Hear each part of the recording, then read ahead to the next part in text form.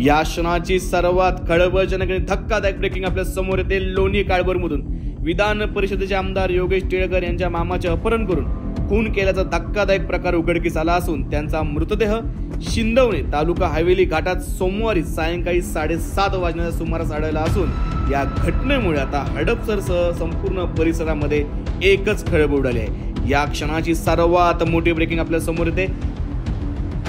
सतीश साधभाऊ वाघ असे खून झालेल्या इसमाचे नाव असून या प्रकरणी त्यांचा मुलगा ओंकार सतीश वाघ यांनी अपहरणाची कंप्लेंट हडपसर पोलीस ठाण्यामध्ये दिली होती।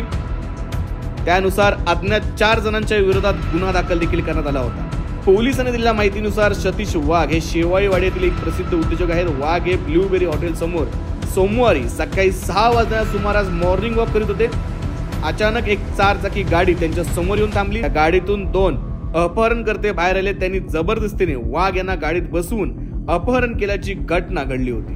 मोठी ब्रेकिंग समोर येते। या घटनेची माहिती मिळताच पुणे शहर अप्पर पोलीस आयुक्त मनोज पाटील, पोलीस उपायुक्त आर राजा, सहाय्यक पोलीस आयुक्त अश्विनी राग, हडपसर पोलीस ठाण्याचे वरिष्ठ पोलीस निरीक्षक संतोष पांढरे, पोलीस निरीक्षक अमर काळंगे व त्यांचे सहकारी तातडीने घटनास्थळी दाखल झाले होते। पोलिसांनी तात्काळ सीसीटीव्ही फुटेज तपासले व त्वरित तपासाच्या दिशेने पथके तयार करून आरोपीच्या मार्गावर देखील रवाना केले। या क्षणाची सर्वात मोठी ब्रेकिंग लोणी काळभोरमध्ये येते।